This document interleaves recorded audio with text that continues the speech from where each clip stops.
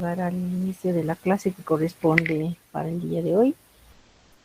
Y mientras algunos pueden, si están logrando añadir a la clase, vamos a dar inicio. Y si en el proceso alguien está esperando, por favor, no hay problema, pueden interrumpir. ¿Ya? Me confirman si estamos compartiendo la misma pantalla para que podamos iniciar. Estamos compartiendo la misma pantalla que dice función hepática y pruebas de laboratorio. ¿Me ayudan?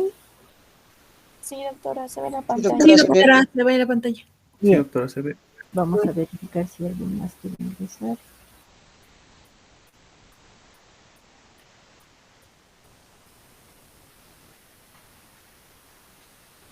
Bien.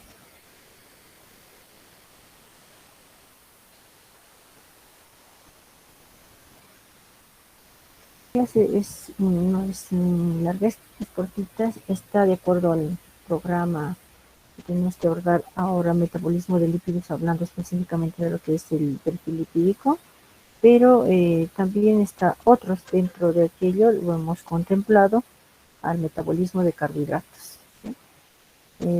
Viendo específicamente lo que es un trastorno metabólico. Entonces,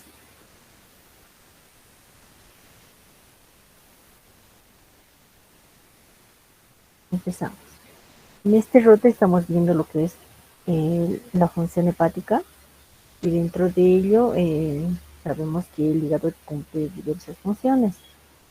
Es así que dos de esas funciones, bueno, ya vieron una que es la función en el tema que abordaron con el doctor Sangalli, en relación a la segregación de bilis, síntesis de proteínas, está otras que no siempre son proteínas, sino factores de coagulación, son proteínas, pero factores de coagulación, otras proteínas como la albúmina, que son proteínas transportadoras. Ahora nosotros vamos a ver dos de las funciones que tienen relación con metabolismo de los lípidos y el metabolismo de los carbohidratos.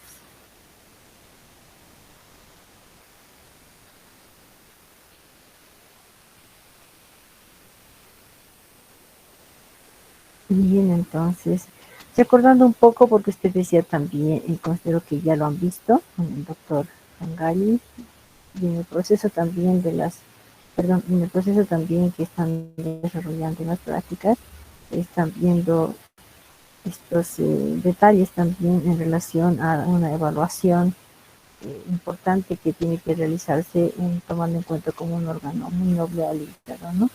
En ese sentido, entonces, luego estos minutitos de espera porque están ingresando, no quisiera que se queden sin aquello, de todas maneras, creo que ahora sí podemos ingresar a la clase. Bien, recordando un poco, ustedes saben que el hígado es un órgano muy importante que desempeña muchísimas funciones. De hecho, es el órgano más grande y es muy complejo por el tema de las funciones que desarrolla, ¿no? También este órgano cumple diversas funciones en el organismo. Tiene que desarrollar estas funciones gracias a que toda la sangre que pueda ser proveniente de los intestinos y del páncreas va a alcanzar a nivel del hígado a través del sistema venoso porta, con un solo objetivo, ¿no? De que sean transportados todos los elementos necesarios para que pueda desarrollar, por ejemplo, la síntesis de proteínas, así como de carbohidratos, cuyo objetivo será el almacenamiento también de energía y de hormonas con el fin de regular la producción de la glucosa, que tenemos que ahora abordar en relación al metabolismo de carbohidratos. Entonces, hay bastante literatura en relación a las funciones que desarrolla el hígado, pero dentro de las principales funciones, recordando un poco lo que ya vieron en la anterior clase teórica también con el doctor Pancalli, lo principal es la síntesis de proteínas plasmáticas, ¿no? Lípidos endógenos, lipoproteínas que ahora vamos a abordar, especialmente vamos a tocar el tema del que es el colesterol, ¿no? Y sus fracciones. A su vez hay otras proteínas como los factores de coagulación, tienen que evaluarse tras una prueba que se llama tiempo-trombina, el glucógeno es glucosa que nosotros vamos a abordar ahora, ¿no? Y existen otro tipo de funciones, pero nosotros nos vamos a centrar en aquella, de manera que sabiendo que cualquier individuo o un paciente que presente enfermedades hepáticas, no siempre pueden presentar, esos síntomas pueden estar relacionados con la alteración de cualquiera de esas funciones, ¿no? Recordando siempre que el hepatocito es la unidad funcional del hígado. Aquí está más detallado, por decir, tiene varias funciones que ya han abordado en la primera clase, que nos centramos en lo que es el metabolismo de carbohidratos, ¿ya? Y el metabolismo de lípidos. Son la síntesis del colesterol, y triglicéridos y sus fracciones de colesterol. Aquí están las funciones del hígado, nuevamente tomando en cuenta, perdón, veamos que ingresado.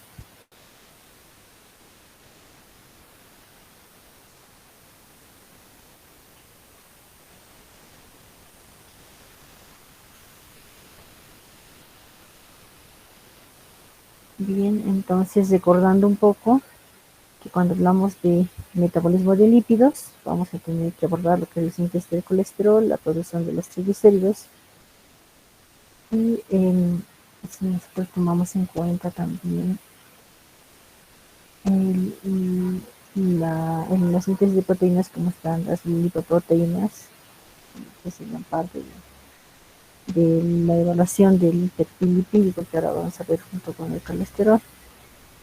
Y así también tenemos el metabolismo de los carbohidratos, ¿no? Porque es una de las funciones importantes que también que desarrolla el. Bueno, entonces, ¿para qué queremos realizar pruebas de laboratorio destinados a evaluar este órgano importante como el hígado? Es que sabemos que los hepatocitos van a producir muchas proteínas, ¿no? Y dentro de ellas tenemos algunas que son enzimas, que ya vieron en anterior clase, como las transaminasas y otras proteínas de transporte, como por ejemplo la albúmina, que decía, y ellas tienen incluso que ver transportando la bilirrubina indirecta hacia el hígado, ¿no? Del vaso hacia el hígado, y evaluamos la actividad de estas enzimas, estas proteínas o estas sustancias sintetizadas por el hígado, con el único fin de que queremos nosotros realizar una estimación del estado en cómo se encuentra los orgánulos y las membranas hepatocelulares, ¿cierto? Así como se puede evaluar con las pruebas de laboratorio la capacidad del hígado para poder sintetizar y convertir metabólicamente diversos compuestos. Es ahí que nosotros vamos a evaluar esta capacidad de conversión metabólica de estos compuestos, así como la capacidad de segregación de bilis, pero que ya lo vieron en anterior clase. Para eso necesariamente nosotros tenemos que echar mano de lo que son las pruebas de laboratorio y utilizaríamos una muestra de sangre en la cual vamos a evaluar estos analitos en el componente líquido que sería el plasma o el suero. Recordando siempre que en el plasma o en el suero se pueden hacer también este tipo de evaluaciones, y en la mayoría de los casos tenemos felizmente la oportunidad de contar con esas pruebas en el laboratorio, ¿no? Entonces podemos decir que las pruebas de función hepática en su generalidad son un conjunto de exámenes que nos van a permitir a nosotros poder evaluar el estado del hígado.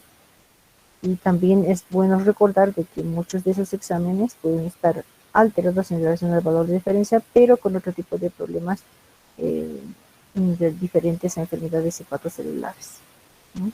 Algunas de ellas, por ejemplo, no son específicas, eso es evidente, y otras pueden estar alteradas en otras situaciones que se consideran patológicas, pero que son distintas a las enfermedades hepáticas.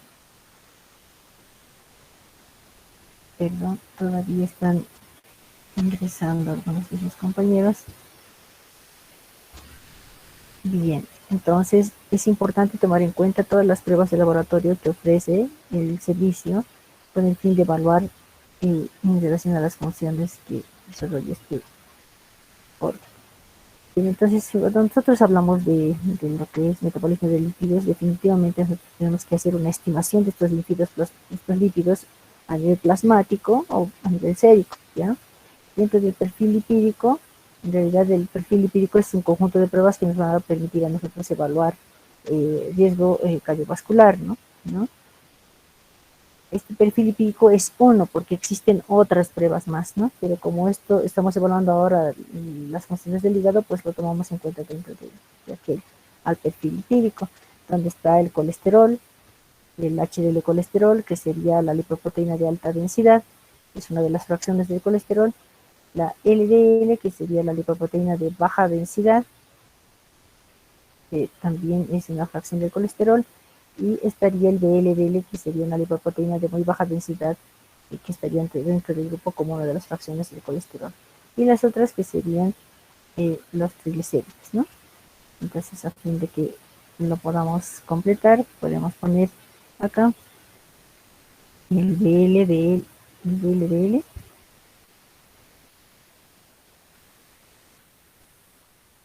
colesterol. En muchos soportes de laboratorio ustedes van a encontrar o no van a encontrar esto, pero ustedes ya saben que la suma de las tres fracciones del colesterol son la suma total del propio colesterol, ¿no? Es decir, por eso es mejor manejar el término de colesterol total para que podamos evaluar parámetros y saber que son parte del colesterol total, que es lo que vamos a investigar. Entonces vamos a ver dos lípidos importantes que serían el colesterol total, el HDL los triglicéridos, ¿no? Entonces, el colesterol total y los triglicéridos son los lípidos plasmáticos de máximo interés que se realiza en el laboratorio, ¿no? Básicamente para el tratamiento de las alteraciones de algunas lipoproteínas, ¿no? Como por ejemplo el HDL y el LDL. Para eso nosotros requerimos una toma de muestra y no es una toma de muestra de rutina como hacemos para cualquier otro tipo de pruebas como creatinina, nitrógeno ureico. En este caso es importante recomendar al paciente que haga un ayuno exclusivo de 12 horas, vale decir que a las 7 de la noche tendría que cenar como máximo y a las 7 de la mañana del día siguiente se estaría procediendo a la toma de muestra correspondiente con el fin de que se cumpla el tiempo establecido para estimar los lípidos, ¿no? Entonces es bueno que lo tomen en cuenta e instruyan también a sus pacientes cuando quieren hacer la evaluación de estos lípidos y cumplan con el ayuno de 12 horas. Bien, entonces hablamos perfil lipídico y debemos saber qué son los lípidos, ¿no? Ustedes en bioquímica ya vieron estructura y otros, ¿no? Vamos a recordar un poquito. Nada más que a los lípidos se los puede clasificar como unas sustancias. Tienen una característica importante, o sea, son insolubles en agua, pero pueden ser solubles en solventes orgánicos, ¿ya? Los principales lípidos en el ser humano a nivel plasmático son el colesterol, los ésteres de colesterol, triglicéridos, están los fosfolípidos, los ácidos grasos no esterificados, pero para nuestro estudio nosotros vamos a trabajar con el colesterol y los triglicéridos, ¿no?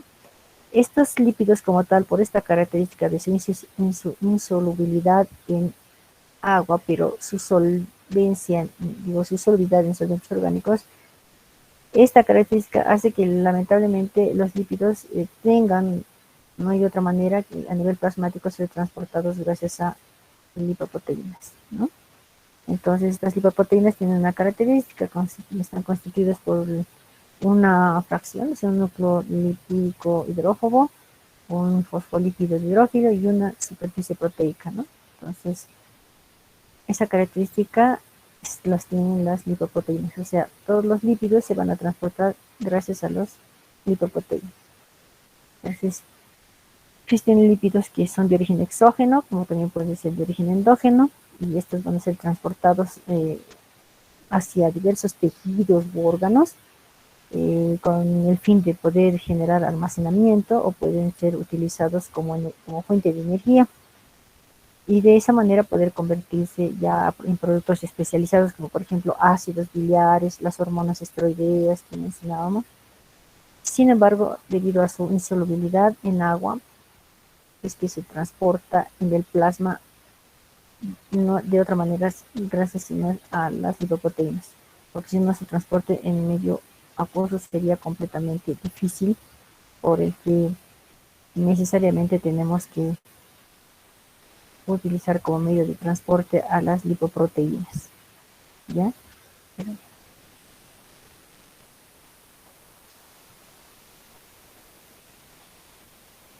Bien. Entonces, estas lipoproteínas de las que hemos mencionado, que son el HDL, LDL, LDL, son pues macromoléculas y tienen una función, digámoslo así, más o menos como que de empaquetar estos lípidos insolubles, porque son insolubles en agua, estos lípidos insolubles que son insolubles en medio acuoso, diríamos, a nivel plasmático, y van a ser transportados desde el intestino hacia el hígado, ¿no? Y de estos, o sea, luego que se transporten al hígado, van a devolver el colesterol hacia el hígado, es decir, para que podamos comprender mejor, hay personas que han ingresado recién, ¿no? Entonces las lipoproteínas son macromoléculas, decíamos, cuya función va a ser empaquetar los lípidos insolubles, o sea, es una manera como van a lograr que se puedan transportar, ¿no? Siendo esta característica que es, digamos, una debilidad en los lípidos que no son solubles en medio acuoso del plasma. Entonces, una vez empaquetados, si ustedes quieren de esa manera, estos lípidos que son insolubles, van a ser transportados. ¿Desde dónde? Desde el intestino y el hígado hacia los tejidos. ¿Ya? Y de estos tejidos devuelven el colesterol nuevamente hacia el hígado, ¿no? Para que se pueda eliminar en forma de ácidos biliares de manera principal. Entonces, si no fueran estas lipoproteínas, no tuviéramos ese transporte de los lípidos. Entonces, cuando hablamos de lipoproteínas, obviamente son lipoproteínas plasmáticas, estas tienen una clasificación y van a ser clasificados de acuerdo a el tamaño, a la composición química, a las características físico-químicas que puedan tener estas lipoproteínas y a su movilidad electroforética. Entonces, dentro de las lipoproteínas, y según esta gráfica podemos observar mejor, que se clasifican en kilomicrones, en lipoproteínas de muy baja densidad, en intermedias, en lipoproteínas de baja densidad y las lipoproteínas de alta densidad. En este caso, por ejemplo, a las lipoproteínas de alta densidad se les considera en un lenguaje común como colesterol bueno y al resto, incluido los kilomicrones, como colesterol malo, ¿no? De esta manera se pueden clasificar a las lipoproteínas, porque siempre escuchamos hablar de lipoproteínas HDL, lipoproteínas de alta densidad. Sin embargo, es bueno conocer qué son cada uno de ellos. Los primeros, según el tamaño, son los kilomicrones. Estos son, como veíamos en la imagen, son partículas mucho más grandes y tienen una característica, se van a producir a nivel del intestino. Siendo así, estos son ricos en triglicéridos, porque van a ser de origen exógeno. Eso lo vamos a tener a través del consumo de alimentos que son ricos en grasas, ¿no? Y son pobres en colesterol libre, así como en fosfolípidos.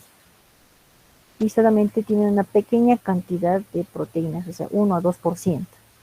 Entonces, estos kilomicrones tienen una característica de ser ricos en triglicéridos, pero bajos en concentración de proteínas. Esta característica de que son ricos en triglicéridos es que nos va, si nosotros establecemos la relación lípido-proteína, son más ricos en lípidos que en proteína, como decían, ¿no? Pues el kilomicrón, por lo tanto, va a ser menos denso en el agua y va a flotar sin centrifugación. Entonces, de manera que cuando nosotros tengamos una obtención en una punción venosa para una muestra sanguínea, nosotros vamos a encontrar esta característica, ¿no? De tener un plasma lipémico, nosotros le llamamos plasma lechoso, o suero lipémico o suero lechoso.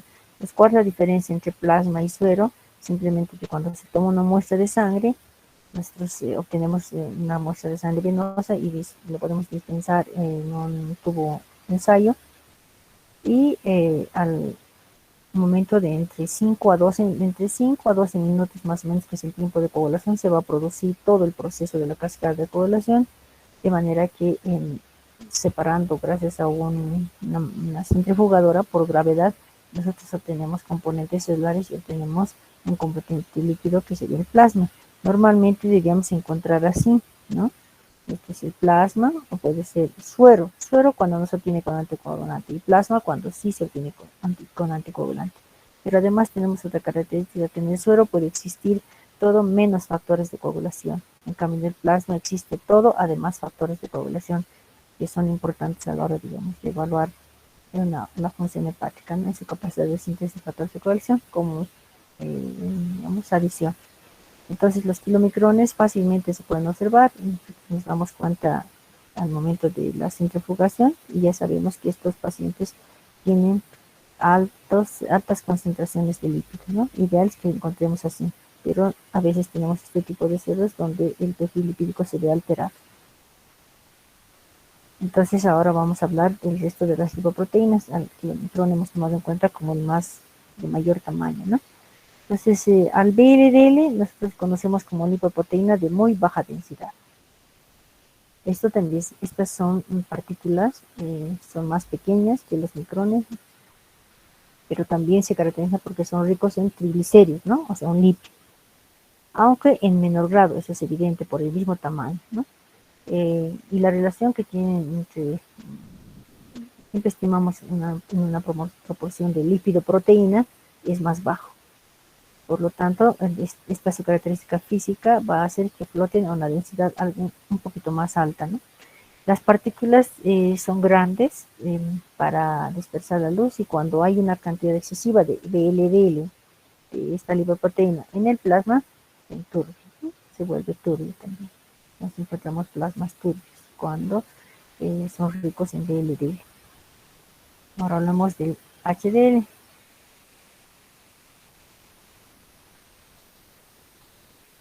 Entonces, este es el HDL, es una lipoproteína de alta densidad, se llama colesterol bueno, la forma más común para que puedan conocer.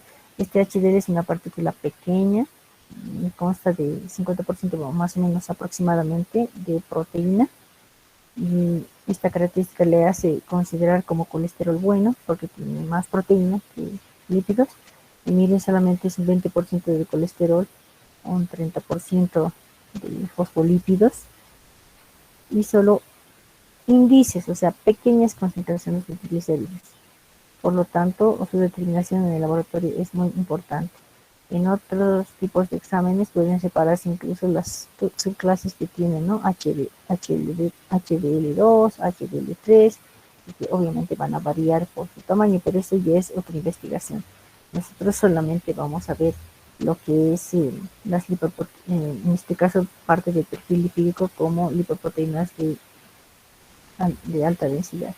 En el caso de las lipoproteínas de baja densidad, son consideradas como lipoproteínas llamadas colesterol malo porque su concentración son ricos también en lípidos y son bajos en concentración de proteínas, de manera que esa característica hace que el interés de poder investigar para que cuando tengan valores elevados en el perfil lipídico, en la cuantificación de un paciente, tengan que ser sometidos a un tratamiento con el fin de reducir esta concentración. Entonces, vuelvo a decir, la toma de muestras es importante a la hora de la cuantificación, porque cuando no se cumple este horario podemos tener un falso informe positivo, porque a lo mejor días antes el paciente ha consumido alimentación con rico contenido de grasas y podríamos tener valores elevados, ¿no? Entonces, cuando se pide un perfil lipídico, es sugerente que después del análisis, si es que así lo merece, y hay dislipidemias, inician tratamiento con hipolipemiantes, que son medicamentos que bajan la concentración de lípidos. Estos sean valorados en el mismo laboratorio para que tengan un seguimiento adecuado en su paciente. Entonces ahora hablamos de lo que son los triglicéridos. Vimos el colesterol con sus fracciones de LDL, HDL y LDL, ¿no? Los triglicéridos sabemos que están formados básicamente, esta es su estructura,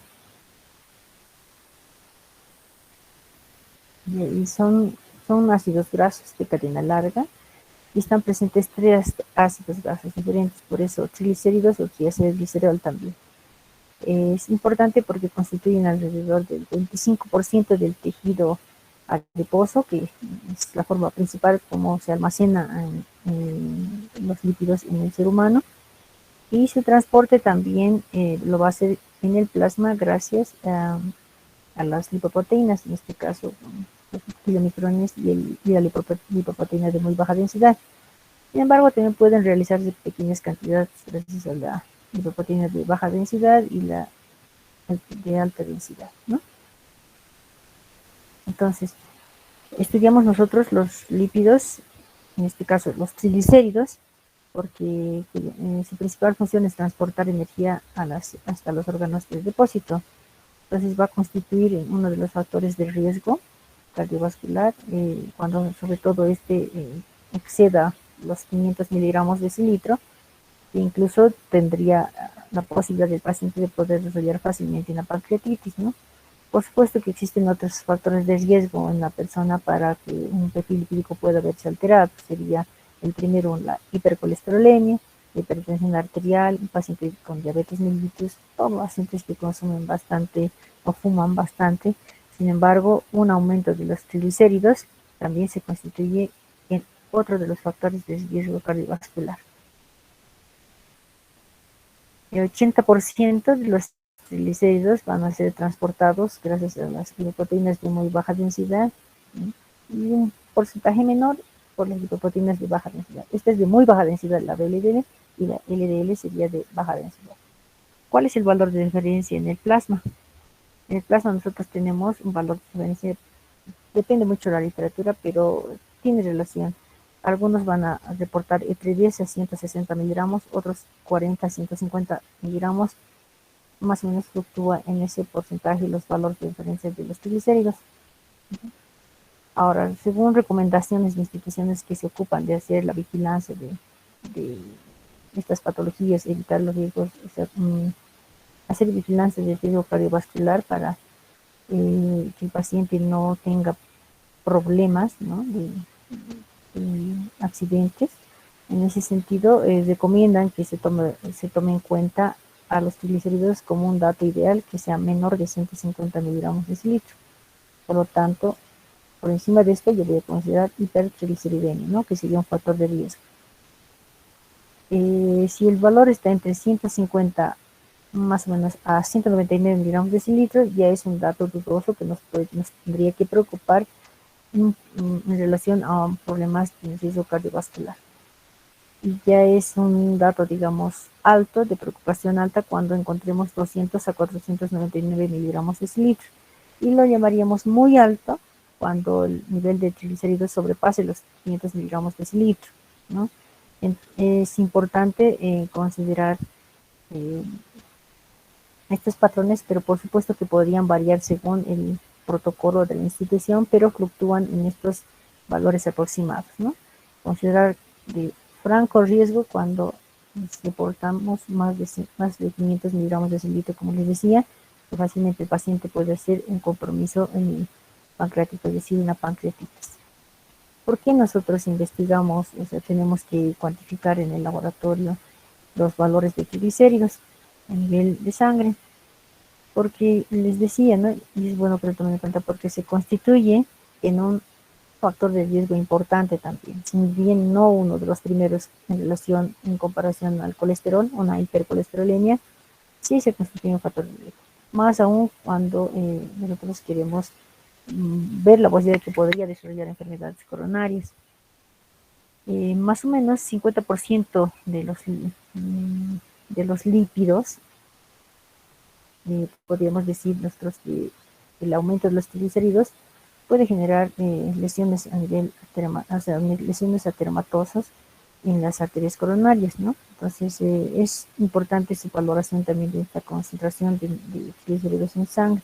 Por lo tanto, si fuera así, nosotros estuviéramos en esa posibilidad de que el 50% de estos pacientes pueden presentar aterosclerosis coronaria, ¿no? Por eso la importancia de la determinación de los triglicéridos va a permitir a nosotros evaluar de forma temprana, de forma precoz, si existiera o no riesgo cardiovascular en el paciente, ¿no? Podría desarrollar una aterosclerosis coronaria. Entonces, estos triglicéridos, como habíamos mencionado, pueden estar aumentados por kilomicrones, ¿no? Entonces, pueden ser de esta naturaleza La de Fredrickson 1 puede ser 5, hipertriglicemia tipo 4. Entonces, estos pueden irse aumentando, por ejemplo, en el caso de diabetes mellitus, ¿no? Tenemos insulinoresistencia, el paciente con obesidad, cuando su índice de masa corporal esté más de los 30, por ejemplo. También tiene una relación con hipotiroidismo, ¿no? Puede complicarse con una pancreatitis y una variedad, de manera que se considera importante para nosotros hacer la evaluación del triglicéridos. Entonces, nosotros llamamos al aumento de 150, al aumento de 150, o sea, mayor a 150 miligramos de cilitro, es que el paciente está haciendo hipertrigliceridia. Pues entonces para nosotros es bueno investigar si es por causas primarias o por causas secundarias este aumento de triglicéridos. Una causa primaria será, por ejemplo, debido a que haya defectos hereditarios, ¿no? Que pueden generar básicamente alteración en el metabolismo de las lipoproteínas. Entonces, la causa primaria es alteración en el metabolismo de las lipoproteínas. Estas, pues, por supuesto, van a transportar a los triglicéridos. Entonces, puede ser una hipertrigliceridemia familiar, ¿no? Una disbeta hipoproteinema familiar, pero nos interesarían las secundarias. ¿Eso qué quiere decir? Que una causa secundaria para que se desarrolle la hipertrigliceridemia es que hay alteraciones metabólicas, pero estas causas de alteración metabólica no tienen base específicamente como en el caso primario, que haya un problema a nivel del metabolismo de las proteínas. Estas serían secundarias, por ejemplo, ¿no? De forma que aumenten los triglicéridos cuando un paciente sea obeso. O sea, todo paciente que es obeso tiene tendencia a que haga hipertrigliceridemia. La diabetes mellitus, de la misma manera, en paciente diabético siempre hay que pedirle un perfil lipídico para ver cómo está el comportamiento de sus triglicéridos. Pacientes con insuficiencia renal crónica, donde también tenemos problemas de hipertrigliceridemia porque por su reducida tasa de filtración glomerular, ¿no?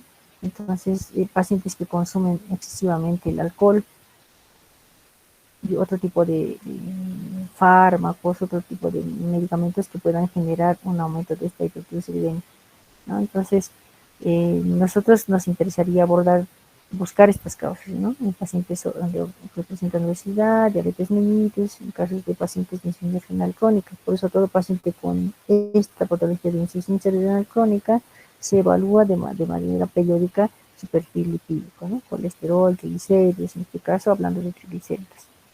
Al revés, puedo tener entonces una disminución de los niveles de triglicéridos y eso es muy poco frecuente ver, básicamente porque el paciente puede presentar, digamos, una desnutrición o que su tipo de alimentación, las dietas sean muy bajas en calorías, ¿no? Puede también aquí el paciente haya perdido o sea, haya bajado de peso de forma brusca, significativa, ejercicios donde requieran bastante consumo de energía y medicamentos, ¿no? En este caso, si utilizamos medicamentos, por ejemplo, serían hipolipemiantes para bajar los niveles de triglicéridos, como un medicamento de gengibrocil, ¿no? Entonces, a veces el tratamiento se tiene que dar por periodos, de pronto esto no ha tenido un control y por ese exceso de la medicación podría tener una disminución de los niveles de triglicéridos, ¿ya? Entonces, el colesterol, hablando del colesterol, que sería el otro lípido importante, porque vamos a ver sus fracciones, es bueno recordar lo que ustedes han visto en bioquímica, ¿no? En esencia, el colesterol es un alcohol esteroide, pero no saturado. Es de forma estructural, o sea, el colesterol se constituye una parte importante como es, parte estructural de las membranas celulares. Además, este colesterol es noble porque puede actuar como precursor de la biosíntesis de ácidos biliares, como decíamos hace un momento atrás, y de las hormonas esteroideas cuando vemos el metabolismo de lípidos. 2/3 de este colesterol a nivel plasmático van a estar constituidos por cadenas largas que son saturadas y ácidos grasos no saturados, y solo 1/3 vamos a tener como colesterol no esterificado. A nosotros de importancia es bueno que conozcamos en el ser humano más o menos al 70% aproximadamente del colesterol van a ser transportados gracias a lipoproteínas igual que los triglicéridos, pero estas lipoproteínas son las lipoproteínas de baja densidad. Y solo tendríamos más o menos un 30% que van a ser transportados por lipoproteínas de alta densidad. Y muy bajo, entre 5% aproximadamente, vamos a hacer estimaciones, por lipoproteínas de muy baja densidad. Entonces, el colesterol solo como tal no va a poder transportarse por su característica de insolubilidad en medio aquoso y va a tener que echar mano de las lipoproteínas, de la LDL, HDL y VLDL. Por eso es que necesitamos calcular sus fracciones del colesterol. Aquí está la membrana celular, como decíamos, participa como elemento importante de la estructura de la membrana celular, colesterol. Y para nosotros también tiene un interés, ya que un exceso, digamos, de la concentración plasmática del colesterol se va a llamar hipercolesterolemia y se va a constituir en uno de los primeros factores de riesgo cardiovascular. Sin embargo, también puede haber otro tipo de riesgos como una hipertensión arterial, una diabetes mellitus o el hábito tabaquil que puede tener el paciente. De manera que si nosotros tenemos un paciente diabético y en él realizamos una cuantificación de perfil lipídico y vemos que el colesterol está aumentado, este paciente ya tendría dos factores de riesgo.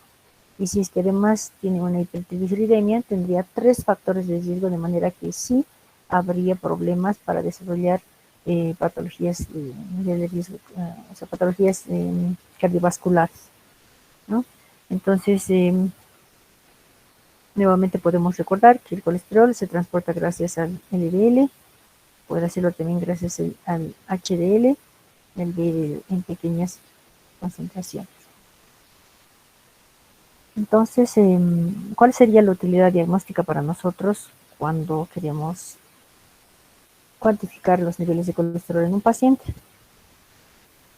Para nosotros es importante saber que el colesterol puede tener un origen exógeno, que sería generalmente la dieta. Por eso es importante manejar una dieta con una nutricionista, no siempre cuando se tenga una patología encima. Por supuesto que cuando ya se está con un sobrepeso o en este caso una obesidad, entonces sí, así es necesario hacer una regulación con una dieta, una nutrición adecuada. Pero en nuestro diario vivir también es importante, no necesitamos presentar, digamos, una patología para poder adoptar una nutrición adecuada. Entonces es sugerente que siempre se visite por lo menos una consulta con nutrición para ver cómo está, ¿no?, el paciente. Entonces nosotros vamos a ingerir, a veces nuestra dieta no es adecuada y consumimos bastantes alimentos ricos en grasa que vamos a generar un problema en el organismo, ¿no? Esa sería la causa exógena, ¿ya? Y obviamente le vamos a dar una tarea al hígado para que realice el metabolismo de los lípidos. Sabemos que el colesterol se va a transportar gracias a las lipoproteínas y finalmente va a terminar resultándose en harinas. Por eso, en un estudio, digamos, de nivel plasmático o sérico, para nosotros como perfil lipídico, nos permite detectar y clasificar los tipos de hiperlipidemias, ¿no? Pueden ser por el colesterol o pueden ser por los triglicéridos, y cuando encontramos ambos aumentos, podemos hablar de dislipidemias también, y eso nos va a nosotros permitir evaluar de mejor manera una patología cardíaca.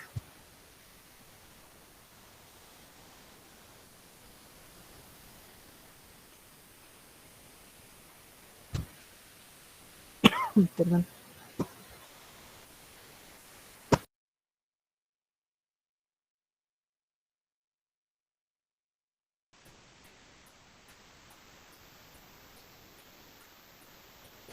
Perdón.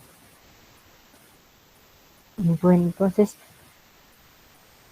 cuando los valores del colesterol van a ser reportados en el laboratorio y sean bajos, observando los niveles tanto de los HDL colesterol y el LDL colesterol, para nosotros es bueno tomar en cuenta también Y esto se puede ver en casos de hipertiroidismo, así como en algunas anemias. Entonces, tenemos que evaluar en su conjunto, ¿no? Por eso las cifras del colesterol plasmático van a variar según ese exo, ¿no? Y incluso tenemos algunos datos que varían según el laboratorio, por eso es importante que cuando se tenga un primer informe, se haga el seguimiento y los controles en el mismo laboratorio, por el tema de los reactivos. Por supuesto que no varían de manera muy marcada, pero sería bueno hacer un seguimiento en el mismo laboratorio. ¿Cuáles serían los valores de referencia que son recomendados, ¿no? Para estos análitos es el colesterol, que tenga que ser menos de 200 miligramos de cilitro, se lo constituye como un dato óptimo, es lo que nosotros deseamos que pueda tener el paciente, menos de 200 miligramos de cilitro. Pero cuando encontramos entre 200 a 239 más o menos, ya tendríamos un aumento que nosotros llamamos hipercolesterolemia, ¿no? Y si es más de 240, considerablemente es alto y el paciente tuviera riesgo, ¿no? De todas maneras, en nuestro medio haciendo los trabajos encontramos incluso más 300, 320 miligramos, ¿no? Dependiendo del tipo de paciente. Y cuando hacemos el análisis de sus fracciones, como es el HDL colesterol y el colesterol, por supuesto que tenemos también datos alterados. Pero un colesterol, un HDL colesterol o colesterol bueno, una lipoproteína de alta densidad, es ideal que sea, se consideraría bajo cuando es menor de 40 miligramos. Es decir, nos tiene que preocupar si es que encontramos menos de 40 miligramos, y eso no es ideal, ¿no? Y sí, nos llamaría mucho, digamos, la atención y estuviéramos tranquilos si es que el HDL colesterol estuviera mayor a 60 miligramos. En algunos reportes de laboratorio van a encontrar que el laboratorio pone como mayor a 55 ideal, ¿no? Entonces no hay mucho problema, varían unos puntos más, pero al fin y al cabo nos interesa a nosotros que no sea menos de 40. Pero lamentablemente cuando encontramos hipercolesterolemia, estos datos tienden a bajar, estamos con 35, 30 miligramos de cilindro, entonces sí son preocupantes, ¿no? En el caso del LDL, que es la lipoproteína de baja densidad, recomendamos, es ideal en el laboratorio que manejamos los valores de menos de 100 miligramos de cilindro. Y si encontramos menos de 100, es óptimo, no nos preocupamos. Pero si encontramos más, como en este caso de 100 a 129, si bien no es ideal, todavía estuviéramos digamos, en el extremo de poder considerar, bueno, no hay ningún problema, ¿no? Pero por encima de 130, incluso que podría llegar hasta 159, ya es alto, y sí tiene que preocuparnos cuando está más de 160, 189 se considera como un valor alto el colesterol malo, y si es más de 190 es muy alto y realmente de situación muy preocupante. Entonces, siempre el dato de la hipercolesterolemia, primero es lo que tenemos que ver y hacer el análisis buscando cómo se encuentran sus fracciones. Tenemos que analizar tanto el HDL como el LDL, como el LDL, buscando que el HDL tenga buenos valores, ¿no? Que estén no menores, sino mayores. Y al revés, el LDL colesterol, que estos sean menores de 100 miligramos de cilindro. Ahora bien, los valores deseables pueden cambiar cuando existen factores de riesgo, ¿no? Por ejemplo, si es que existe un factor de riesgo cardiovascular, cualquiera que sea ese, el HDL tiene que ser valorado hasta 160, ¿no? Hasta ahí podemos manejar. Pero si es que hay dos factores de riesgo cardiovascular que pueden ser, por ejemplo, hipercolesterolemia, o puede ser que sea diabetes, que pueda ser, por ejemplo, hipertenso, entonces hasta 130 podríamos tolerar como aceptable y de cuidado, ¿no? Pero si es que ya son pacientes diabéticos, debemos ser más exigentes con la concentración de LDL colesterol como el colesterol mal, y tiene que ser menos de 100. Por eso veíamos en la anterior diapositiva que nosotros recomendamos que sea menos de 100 miligramos de cilindro. Entonces, es bueno tomarlos en cuenta. Aquí, los pacientes diabéticos realmente, la mayoría de ellos, cuando no se controlan, muchos hacen dislipidiemias.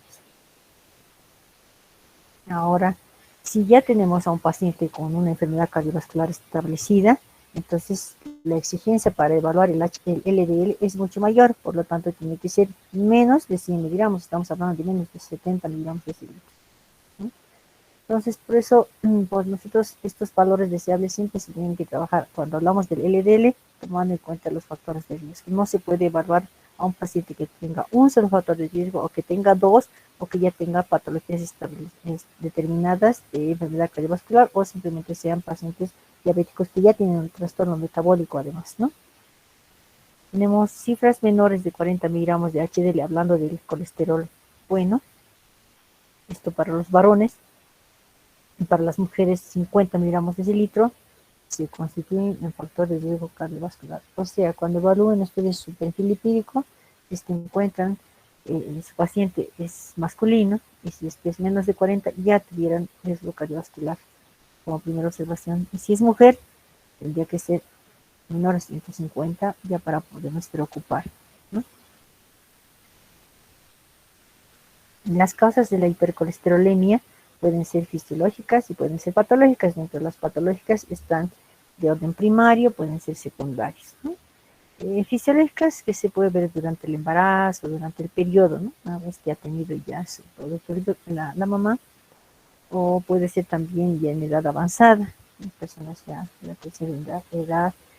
Y las causas patológicas podemos ver siempre estas causas patológicas de origen primario tienen relación con alteraciones en las lipoproteínas que transportan el colesterol. Siempre hay una alteración a ese nivel de las lipoproteínas, ¿no? Sin embargo, en el caso de las secundarias, son como dice, secundarias, van a ser secundarias a alguna otra patología. Aquí, en el caso de secundarias, no se toma en cuenta, no se considera estas patologías que tengan que ver con alteración del metabolismo de las lipoproteínas, ¿no? Entonces, en estos casos podemos ver, por ejemplo, en colestasis, por eso el colesterol es parte, digamos, de las pruebas que evalúan función hepática, junto con la fosfatasa alcalina y gamma-glutamina transglutidasa, también se toma en cuenta los niveles de colesterol. No hay hipercolesterolemia en esos casos. El problema de tiroides, siempre esto es bueno, además de relacionar con aquello, sospechar de esa situación cuando los niveles de colesterol son elevados, ¿no? Es una causa de hipotiroidismo, el paciente puede presentar hipercolesterolemia. Problemas relacionados con síndrome nefrótico, así como por ejemplo uso de medicamentos. En el caso de la diabetes mellitus siempre es frecuente ver esta situación, ¿no? Otros como lupus eritematoso sistémico, hipercolesterolemia. ¿Ya? Ahora hablamos de la hipocolesterolemia. También existen causas que pueden ser de origen primario, como pueden ser causas de origen secundario. El tema de causas primarias, de la causa primaria, tienen que ver también con problemas a nivel de las lipoproteínas. En este caso va a ser una A-beta lipoproteína congénita, o sea, problemas ya congénitos que no podríamos nosotros mucho intervenir, ¿no? O que sencillamente haya déficit de la alfa lipoproteína. En este caso ya pues no son causas primarias que nosotros no podemos intervenir. En las secundarias sí, porque como el nombre dice secundarias, igual que en el caso de la hipercolesterolemia, en este caso existen causas secundarias que van a hacer que los niveles de colesterol estén bajos. La insuficiencia hepática, ¿no? ¿Por qué? Porque sabemos que a nivel hepático tiene que desarrollarse el metabolismo de los lípidos y por esa insuficiencia hepática pues podemos tener niveles bajos de colesterol. Lo contrario del hipotiroidismo, entonces en el caso de hipertiroidismo por la actividad incrementada podemos tener los niveles de colesterol bajos. Y otro tipo de patologías, así como la insuficiencia renal crónica, ¿no?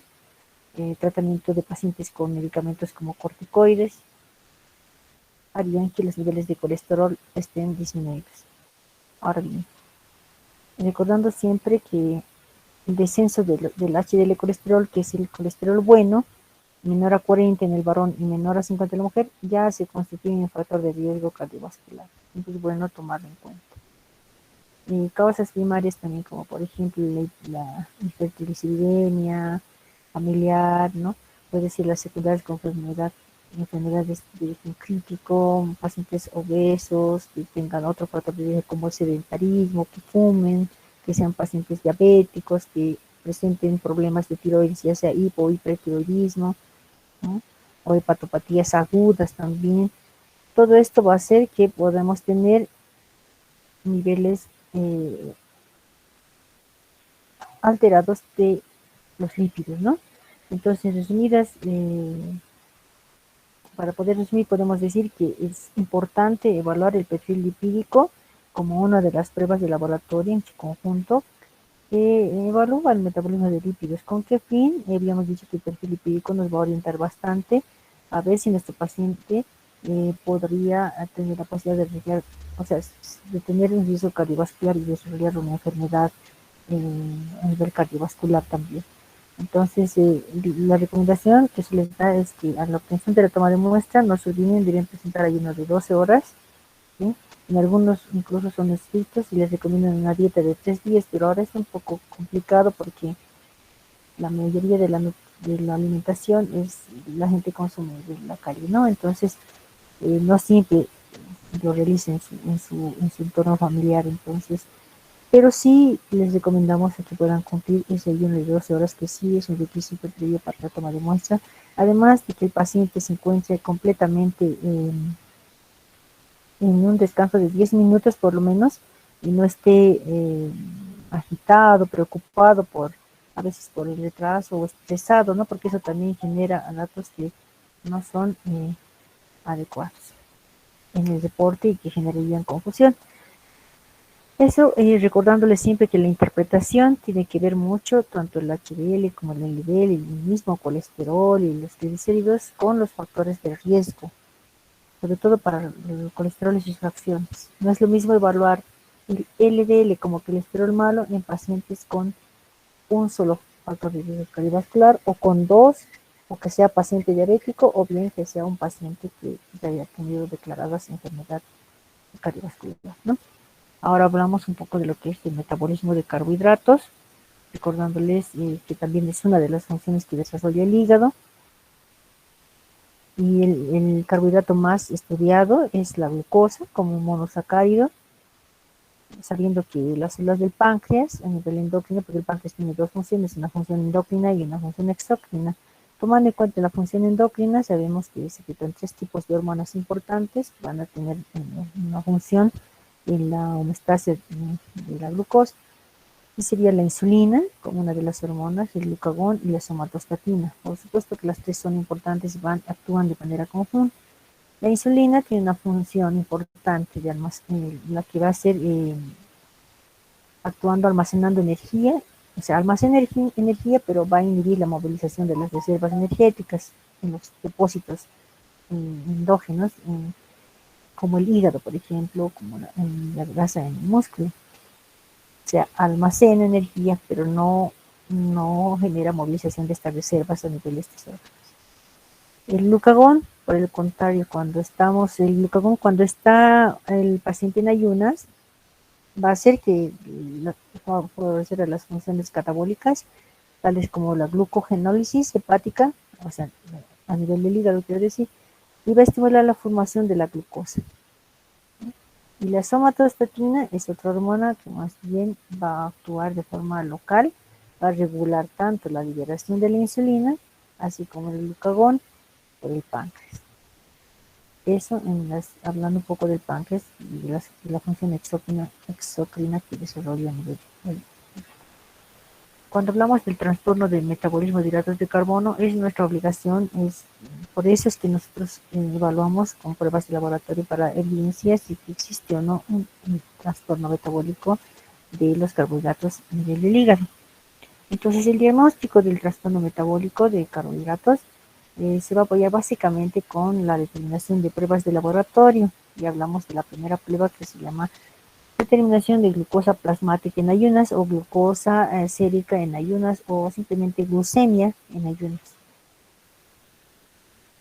Ahora esto puede ser valorado en ayunas, como les decíamos, o puede ser evaluado tras estimulación, porque podemos sobrecargar con una cantidad de glucosa para que el paciente pueda ingerir, ¿no? Entonces hablamos, por ejemplo, de la glucemia basal plasmática sería la que está en ayunas, y la con estimulación sería la prueba oral de tolerancia a la glucosa, porque se va a añadir consumo de glucosa pura. Entonces, sabemos nosotros que la glucosa como carbohidrato es la principal fuente de energía de las células del organismo.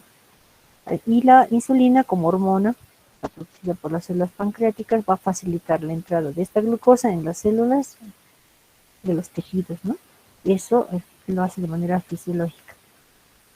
¿Qué nos preocupa a nosotros para decir, existe o no trastorno? Es que cuando nosotros medimos la glucosa en sangre en ayunas, eso es glucosa a nivel plasmática o sérica, un aumento de estas nos ha de relacionar a nosotros con la primera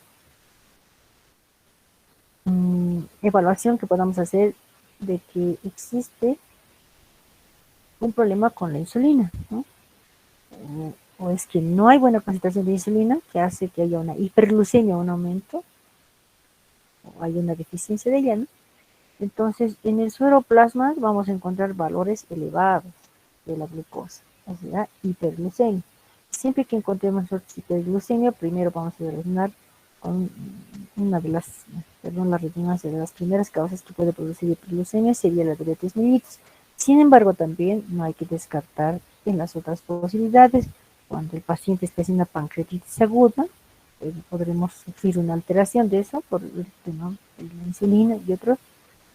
En el caso de síndrome de Cushing, pacientes que sean diagnosticados con acromegalia o gigantismo, en esos casos hay que tomar en cuenta. Pero la primera de las causas de una hiperglucemia nosotros siempre relacionamos con diabetes mellitus. Al revés, es que nosotros tuviéramos una disminución de glucosa en sangre, hablaríamos de una hipoglucemia, y esto generalmente se da en respuesta a un ayuno prolongado, ¿ya? O puede ser por el uso de fármacos, o cuando hay un problema congénito del metabolismo. Sin embargo, para nosotros siempre de apoyo sirve el evaluar la glucosuria, que sería la presencia de glucosa en la orina, como podemos hacerlo a través de un examen general de orina. Entonces, podemos ver nosotros glucosuria y midiendo en sangre podemos encontrar que esté normal, ¿no? Entonces, esto es bueno evaluar y podría tratarse de otro problema, ¿no? Un problema a nivel de los tubos renales, como pasa en el síndrome nefrótico, en el síndrome de Fanconi. Entonces, si hablamos de glucosa, sabemos que es un carbohidrato que tiene 6 átomos de carbono, esa es la parte bioquímica, ustedes ya lo han visto, y tiene un metabolismo oxidativo y da mayor parte de la energía que utiliza el organismo, ¿no? Son las pruebas de laboratorio que nosotros vamos a pedir para establecer si el paciente es diabético o no. Entonces se llama glucemia basal o glucemia en ayunas. Es una prueba de laboratorio que nos va a permitir a nosotros básicamente determinar niveles de glucosa en sangre o en suero, y cuyo valor nos va a poder a nosotros establecer si existe o no un trastorno metabólico de carbohidratos. En realidad, ¿para qué pedimos glucemia basal? Para ver si existe un trastorno metabólico de los carbohidratos que tiene una característica, siempre el incremento, o sea, hiperglucemia, ¿no? Para eso necesitamos nosotros tener simplemente hay una de 6 a 8 horas. Esa es la diferencia en relación cuando yo voy a evaluar un perfil lipídico. En el caso del perfil lipídico yo utilizo 12 horas. En el caso de los carbohidratos, solo 6 a 8 horas es más que suficiente. Por lo tanto, no necesitamos tener ayunos prolongados porque eso va a generar más bien una hipoglucemia, ¿no? Es importante. No se puede medir glucemia a cualquier rato, salvo que haya un antecedente de un paciente con diabetes descompensada, pues no necesitamos esperar que esté en ayuno, tenemos que proceder. Valor de diferencia, como ustedes ven, varían según los adultos, los niños, neonatos o neonatos prematuros. Esto sobre todo en el área de neonatología. ¿No? En realidad, los valores de referencia que manejamos están en 70 a 110, pero puede estar entre 60 a 110 o 115. Al fin y al cabo, más o menos están por esos valores, son miligramos decilitros. Pero cuando existe un aumento, yo hablo de una hiperglucemia. Cuando existe una disminución, voy a hablar de una hipoglucemia. Pero las causas de la hiperglucemia pueden darse de manera fisiológica, cuando un paciente está ansioso, por ejemplo, ¿no? Pero esos aumentos son ligeros, discretos. Una hiperglucemia por estrés, cuando tenemos pacientes críticos, pero de igual manera, los incrementos no van a ser significativos. Y si vemos considerablemente este aumento de hiperglucemia, o sea, aumento de la glucemia en sangre, llamado hiperglucemia, en el caso de la intolerancia a la glucosa, ¿no? Esto lo voy a evaluar gracias a una prueba que se llama prueba de tolerancia oral a la glucosa, ¿no? Entonces se va a caracterizar porque la glucemia basal va a estar entre 100 a 125. Si yo mido glucemia basal y encuentro entre 100 a 125 miligramos, o bien, como les decía, si yo evalúo la prueba de tolerancia oral a la glucosa, y este es de 140 a 199 miligramos de litro, pero tiene características porque es glucemia. ¿Por qué se llama glucemia basal? Porque es en ayunas y porque esta es prueba de tolerancia oral a la glucosa, porque se le va a dar una sobrecarga de glucosa y 2 horas después de que se le dé esa carga de glucosa van a ser medidas niveles de glucosa en sangre y estas tienen que estar en este valor, ¿no? Si sobrepasan, pues entonces se ya establecerá patologías, ¿no? Entonces podemos concluir nosotros que de acuerdo a la Organización Mundial de la Salud, recomiendan que para establecer criterios y poder diagnosticar una diabetes mellitus, la glucemia basal tiene que estar igual o mayor a 126 miligramos. Y las glucemias medidas según la prueba de tolerancia oral a la glucosa están igual o mayor a 200 miligramos y entonces estaríamos frente a un paciente con posibilidad de diabetes. En el caso de los niveles de glucosa disminuidos, hablamos de una hipoglucemia y son cifras menores a 55 miligramos de cilitro y podemos ver una hipoglucemia que puede ser de forma, se puede presentar de ayuno, ¿no? Cuando aparece el cuadro después de 5 a 6 horas de la última ingesta, pero puede ser también postprandial o reactiva, ¿no? Los síntomas aparecen 2 horas después del consumo de alimentos. Esto sí hemos podido ver en un paciente de unos 55 años. El paciente no dejaba de consumir alimentos, ¿no? Apenas terminaba, pasaba 4 horas y otra vez estaba hipoactivo, ¿no? Con problemas típicos de una hipoglucemia. Entonces, por eso es importante no solamente tomar atención a la hiperglucemia, que ya conocemos frecuentemente, sino no descuidar también los reportes de hipoglucemia relacionados con la sintomatología que puede tener el paciente. Para nosotros es importante abordar la hipoglucemia, sobre todo en pacientes diabéticos, ¿no? Esto debido a que no puede haber un control adecuado en el esquema de tratamiento, no por parte del médico, sino por parte del paciente que a veces no comprende bien.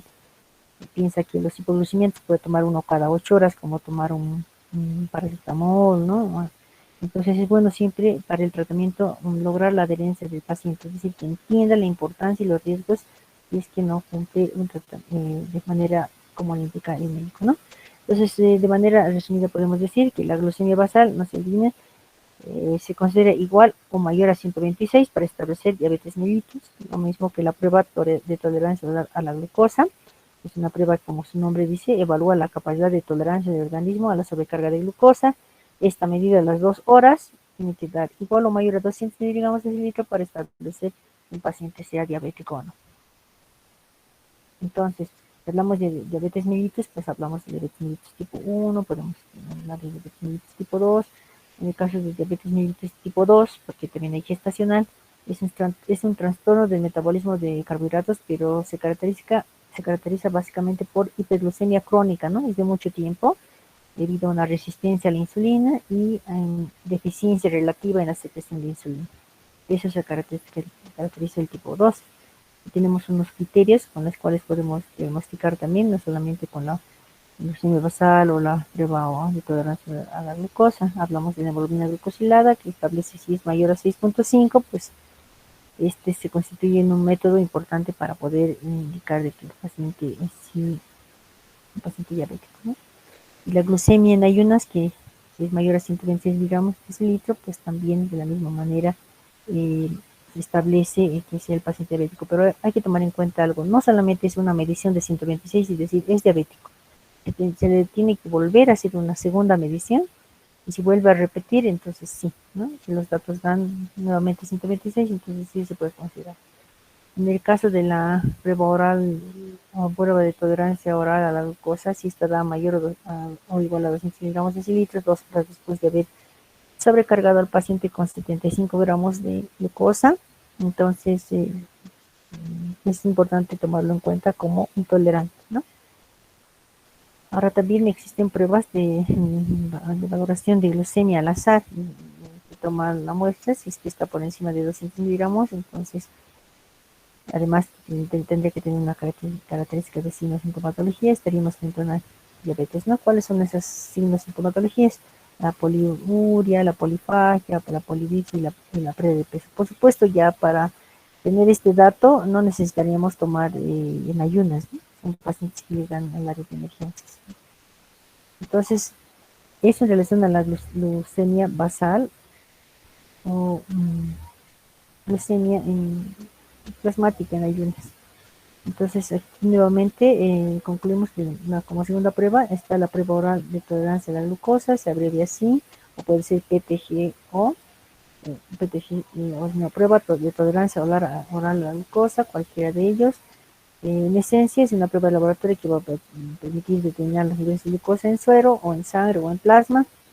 2 horas después de la sobrecarga de glucosa pura, habíamos dicho 75 gramos que se le aplica en un volumen de agua, y eso tiene que tomar el paciente en el lapso de 10 minutos, y al cabo de las 2 horas se tiene que medir el valor, la concentración de glucosa en sangre, y esto no debe sobrepasar los 200 miligramos de litro a las 2 horas, ¿no? Entonces ya habíamos comentado anteriormente. Luego tenemos una prueba de hemoglobina glucosilada, como habíamos inicialmente planteado los criterios de diagnóstico.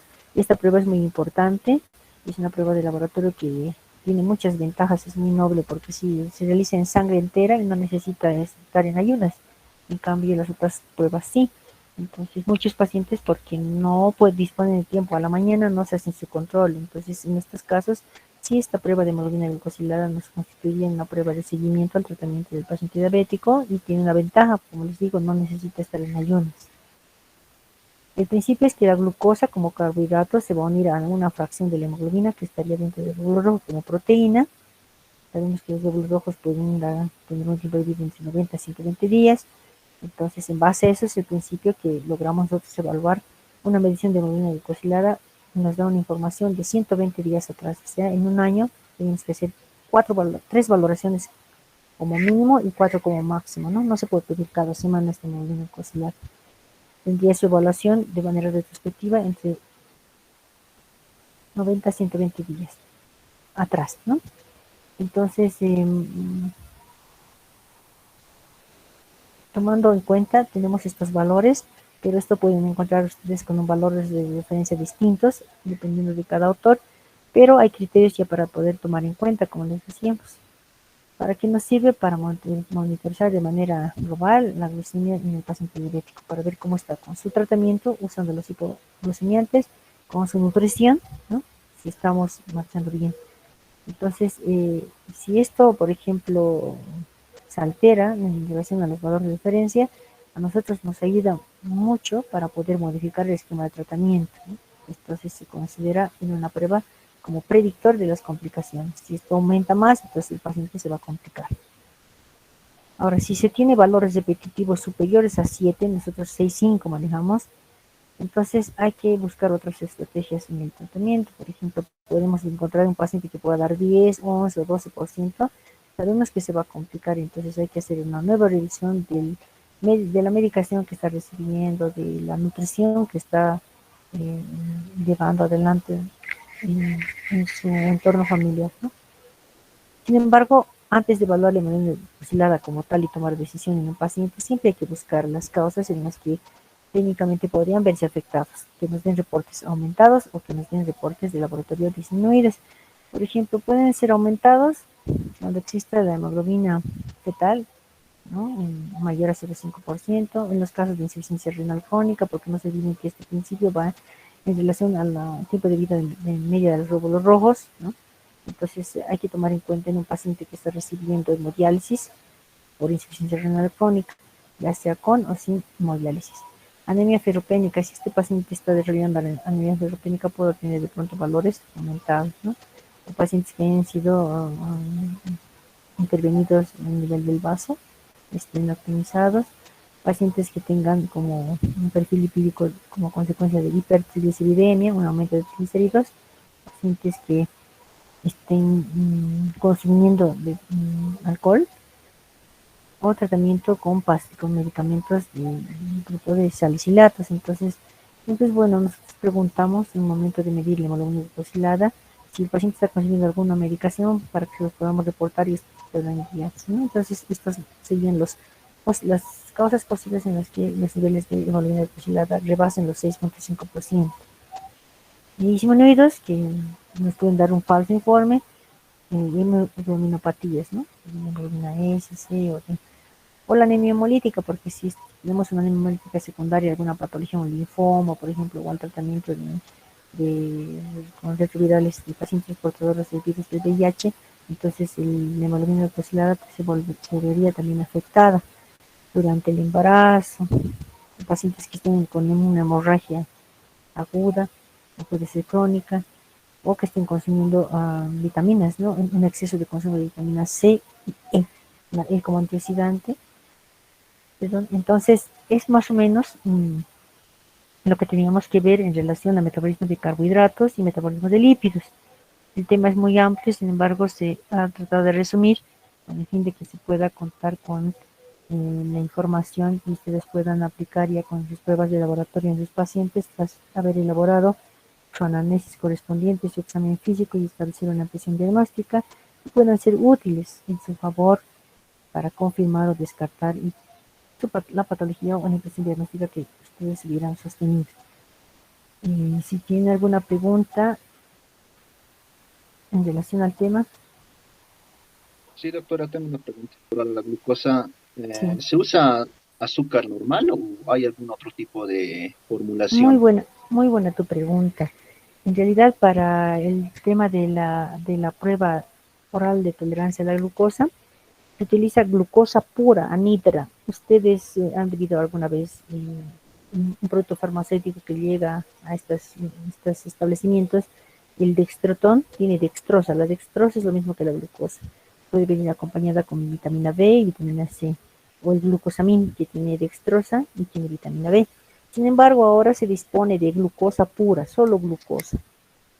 Ustedes saben que el azúcar normal es un disacárido, es sacarosa. Tiene glucosa, pero no es exclusivamente glucosa, ¿no? Entonces, en ese caso, se pesa 75 gramos y se disuelve en medio litro o 250 ml de agua y eso tiene que tomar el paciente. No se olviden que como es glucosa pura, fácilmente se ha de absorber y por eso su control lo realiza entre las 2 horas.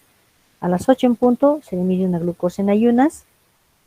Inmediatamente después se le proporciona solución de glucosa de los 75 gramos y se disuelve y puede tomar el paciente. Tiene 10 minutos para poder tomar.